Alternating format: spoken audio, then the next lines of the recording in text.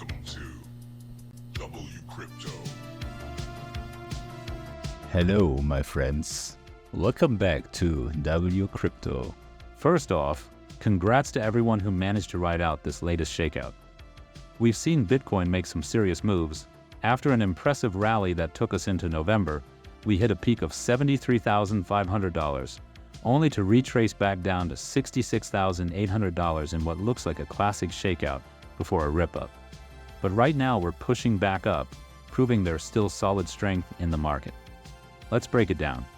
The position we took at $68,500 after that dip yesterday, which I posted about in the Discord, got partially closed at $69,900. Why? Well, after today's pump up to $70.4 thousand, it felt like a good time to secure some gains since this area needed to be tested again as support or resistance. Sure enough, we retraced back down to $68.7 thousand, bounced up, and we're now hovering around $69.5 thousand, showing some strong resilience at these levels. Let's zoom in on the technicals. On the 1-hour chart, our wave trend indicator is showing signs of an overbought condition and gave a red dot signal about 2 to 3 hours ago. For those unfamiliar, a red dot here indicates a potential pullback or downtrend on the shorter time frame, suggesting we could see consolidation or a temporary dip. The question now is whether we can reclaim that $70,000 level, the start of our yellow channel, or if we'll stabilize around $69.5 thousand before making another move. Either way, these indicators are worth watching closely since short-term signals like these often set the tone for the next few hours. The broader sentiment isn't as bearish as it was a few days ago. The S&P 500 is up by 1.15% today, and even gold, typically seen as a hedge during risk-off periods, has rebounded nearly 1% from its intraday lows. When traditional assets are rallying alongside Bitcoin, it often suggests that liquidity and risk appetite are improving, which can create positive spillovers into crypto markets as well. Looking at the 4-hour BTC chart, we're still in an uptrend overall. This trend aligns with the daily chart, which has now printed a green doji candle. A doji, in candlestick terms, generally signifies indecision, but in this context, it could be signaling a potential trend reversal from bearish to bullish. We're also seeing a gradual flip in the wave trend indicator on the daily, hinting that we may be entering a new bullish phase. These longer time frame signals give us a bit more confidence in the trend.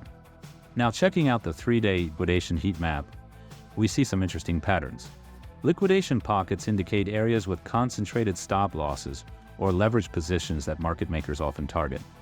Right now, the heat map suggests that if we continue upward momentum, the market could target the short liquidity between $70,700 and $71,000.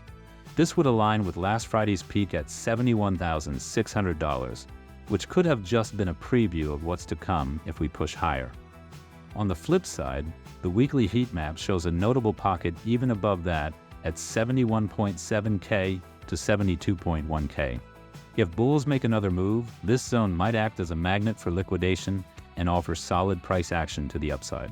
Fundamentals are still strong, particularly with institutional interest in the Bitcoin ETF, which has been driving significant inflows. Even on a down day like yesterday, BlackRock bought more than a daily fresh supply of Bitcoin, here $38.4 million. Remember, the daily supply is 450 Bitcoin, and at the price of today is around $30 million. They never sold, only bought zero or many millions.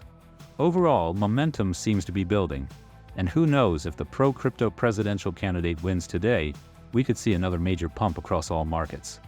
But either way, let's stay on top of these moves as the market's looking promising. For now, I'm keeping a close eye on these levels, watching how we react around the $69.5 thousand mark, and keeping my position steady. The next few days could be pivotal in setting up Bitcoin's trend for the remainder of the quarter.